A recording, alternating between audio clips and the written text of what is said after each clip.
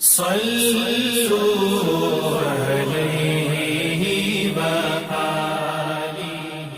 صحیح بخاری حدیث نمبر 1۔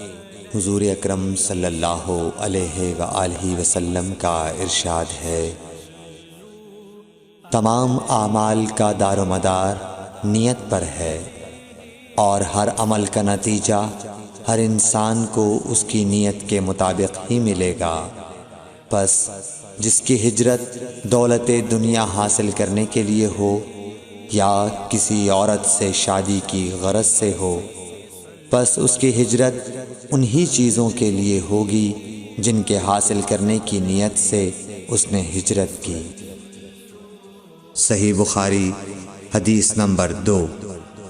حضور اکرم صلی اللہ علیہ وآلہ وسلم نے فرمایا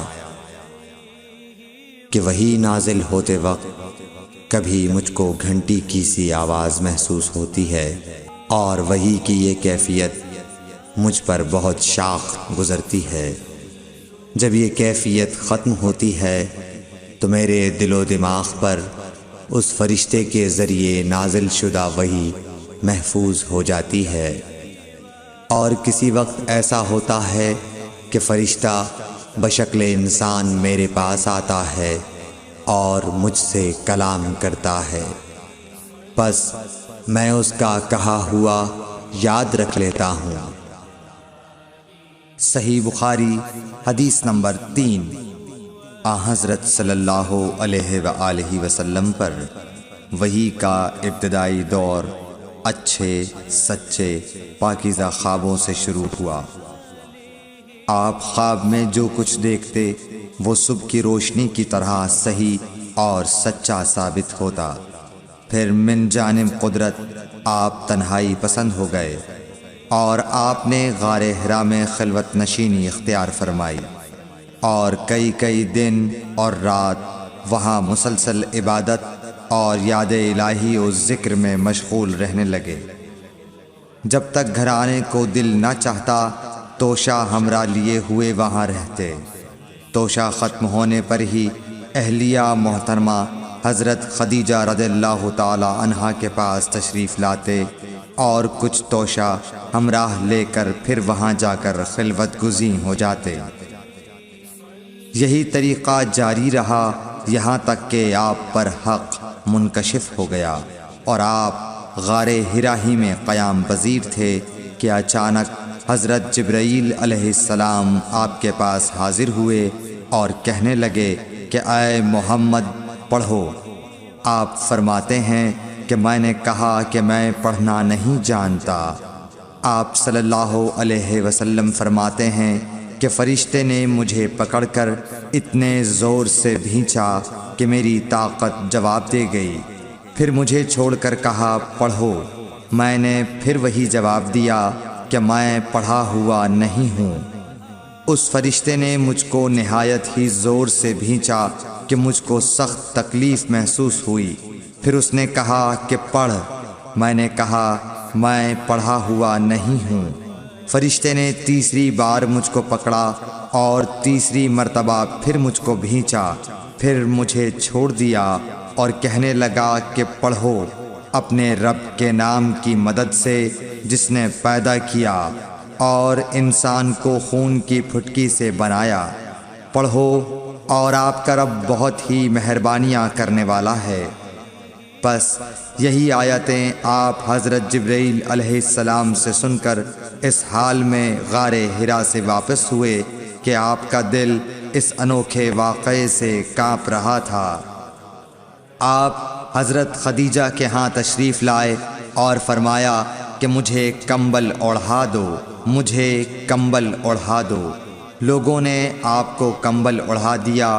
جب آپ کا ڈر جاتا رہا تو آپ نے اپنی زوجہ محترمہ حضرت خدیجہ رضی اللہ تعالی عنہا کو تفصیل کے ساتھ یہ واقعہ سنایا، اور فرمانے لگے کہ مجھ کو اب اپنی جان کا خوف ہو گیا ہے۔ آپ کی اہلیہ محترمہ حضرت خدیجہ رضی اللہ تعالی عنہا نے آپ کی ڈھارس بندھائی اور کہا کہ آپ کا خیال صحیح نہیں ہے۔ اللہ کی قسم آپ کو اللہ کبھی رسوا نہیں کرے گا۔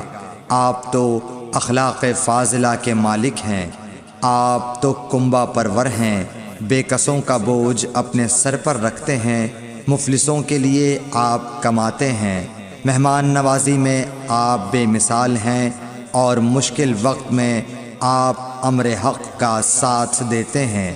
ایسے اوصاف حسنہ والا انسان یوں بے وقت ذلت و خواری کی موت نہیں پا سکتا۔ پھر مزید تسلی کے لیے حضرت خدیجہ رضی اللہ تعالی عنہا آپ کو ورقہ بن نوفل کے پاس لے گئیں، جو ان کے چچا زاد بھائی تھے اور زمانہ جاہلیت میں نصرانی مذہب اختیار کر چکے تھے اور عبرانی زبان کے کاتب تھے۔ چنانچہ انجیل کو بھی حسب منشائے خداوندی عبرانی زبان میں لکھا کرتے تھے۔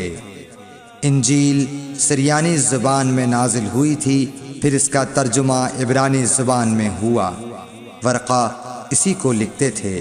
وہ بہت بوڑھے ہو گئے تھے، یہاں تک کہ ان کی بینائی بھی رخصت ہو چکی تھی۔ حضرت خدیجہ رضی اللہ تعالی عنہا نے ان کے سامنے آپ کے حالات بیان کیے اور کہا کہ اے چچا زاد بھائی، اپنے بھتیجے محمد صلی اللہ علیہ وسلم کی زبانی ذرا ان کی کیفیت سن لیجئے۔ وہ بولے کہ بھتیجے، آپ نے جو کچھ دیکھا ہے اس کی تفصیل سناؤ۔ چنانچہ آپ صلی اللہ علیہ وآلہ وسلم نے از اول تا آخر پورا واقعہ سنایا، جسے سن کر ورقہ بے اختیار ہو کر بول اٹھے کہ یہ تو وہی ناموس معزز رازدان فرشتہ ہے جسے اللہ نے حضرت موسیٰ علیہ السلام پر وحی دے کر بھیجا تھا۔ کاش میں آپ کے اس عہد نبوت کے شروع ہونے پر جواں عمر ہوتا، کاش میں اس وقت تک زندہ رہتا جب کہ آپ کی قوم آپ کو اس شہر سے نکال دے گی۔ رسول کریم صلی اللہ علیہ وآلہ وسلم نے یہ سن کر تعجب سے پوچھا کہ کیا وہ لوگ مجھ کو نکال دیں گے، حالانکہ میں تو ان میں صادق و امین و مقبول ہوں۔ ورقہ بولا، ہاں یہ سب کچھ سچ ہے، مگر جو شخص بھی آپ کی طرح امر حق لے کر آیا لوگ اس کے دشمن ہی ہو گئے ہیں۔ اگر مجھے آپ کی نبوت کا وہ زمانہ مل جائے تو میں آپ کی پوری مدد کروں گا، مگر ورقہ کچھ دنوں کے بعد انتقال کر گئے۔ پھر کچھ عرصے تک وحی کی آمد موقوف رہی۔ صحیح بخاری حدیث نمبر 4۔ حضور اکرم صلی اللہ علیہ وآلہ وسلم نے وحی کے رک جانے کے زمانے کے حالات بیان فرماتے ہوئے کہا کہ ایک روز میں چلا جا رہا تھا کہ اچانک میں نے آسمان کی طرف ایک آواز سنی اور میں نے اپنا سر آسمان کی طرف اٹھایا۔ کیا دیکھتا ہوں کہ وہی فرشتہ جو میرے پاس غار حرا میں آیا تھا وہ آسمان و زمین کے بیچ میں ایک کرسی پر بیٹھا ہوا ہے۔ میں اس سے ڈر گیا اور گھر آنے پر میں نے پھر کمبل اوڑھنے کی خواہش ظاہر کی۔ اس وقت اللہ پاک کی طرف سے یہ آیات نازل ہوئیں، اے لحاف اوڑھ کر لیٹنے والے، اٹھ کھڑا ہو اور لوگوں کو عذاب الہی سے ڈرا اور اپنے رب کی بڑائی بیان کر اور اپنے کپڑوں کو پاک صاف رکھ اور گندگی سے دور رہ۔ اس کے بعد وہی تیزی کے ساتھ پے در پے آنے لگی۔ صحیح بخاری حدیث نمبر 5۔ رسول اللہ صلی اللہ علیہ وآلہ وسلم نزول قرآن کے وقت بہت سختی محسوس فرمایا کرتے تھے، اور اس کی علامتوں میں سے ایک یہ تھی کہ یاد کرنے کے لیے آپ اپنے ہونٹوں کو ہلاتے تھے۔ ابن عباس رضی اللہ تعالیٰ عنہ نے کہا، میں اپنے ہونٹوں کو ہلاتا ہوں جس طرح آپ ہلاتے تھے۔ سعید کہتے ہیں، میں بھی اپنے ہونٹ ہلاتا ہوں جس طرح ابن عباس رضی اللہ تعالیٰ عنہ کو میں نے ہلاتے دیکھا۔ پھر انہوں نے اپنے ہونٹ ہلائے۔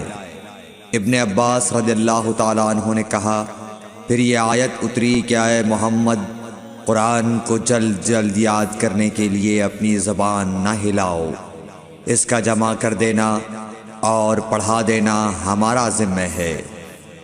حضرت ابن عباس رضی اللہ تعالی عنہ کہتے ہیں، یعنی قرآن آپ صلی اللہ علیہ وآلہ وسلم کے دل میں جمع دینا اور پڑھا دینا ہمارے ذمہ ہے۔ پھر جب ہم پڑھ چکے تو اس پڑھے ہوئے کی اتباع کرو۔ ابن عباس رضی اللہ تعالی عنہ فرماتے ہیں، اس کا مطلب یہ ہے آپ اس کو خاموشی کے ساتھ سنتے رہو، اس کے بعد مطلب سمجھا دینا ہمارے ذمہ ہے۔ پھر یقیناً یہ ہماری ذمہ داری ہے کہ آپ اس کو پڑھو، یعنی اس کو محفوظ کر سکو۔ چنانچہ اس کے بعد جب آپ کے پاس حضرت جبرائیل علیہ السلام وحی لے کر آتے تو آپ توجہ سے سنتے، جب وہ چلے جاتے تو رسول اللہ صلی اللہ علیہ وسلم اس وحی کو اس طرح پڑھتے جس طرح حضرت جبرائیل علیہ السلام نے اسے پڑھا تھا۔ صحیح بخاری حدیث نمبر 6۔ رسول اللہ صلی اللہ علیہ وآلہ وسلم سب لوگوں سے زیادہ جواد سخی تھے، اور رمضان میں دوسرے اوقات کے مقابلے میں جب جبرائیل علیہ السلام آپ صلی اللہ علیہ وآلہ وسلم سے ملتے بہت ہی زیادہ جود و کرم فرماتے۔ جبرائیل علیہ السلام رمضان کی ہر رات میں آپ صلی اللہ علیہ وآلہ وسلم سے ملاقات کرتے اور آپ کے ساتھ قرآن کا دورہ کرتے۔ غرض حضرت صلی اللہ علیہ وآلہ وسلم لوگوں کو بھلائی پہنچانے میں بارش لانے والی ہوا سے بھی زیادہ جود و کرم فرمایا کرتے تھے۔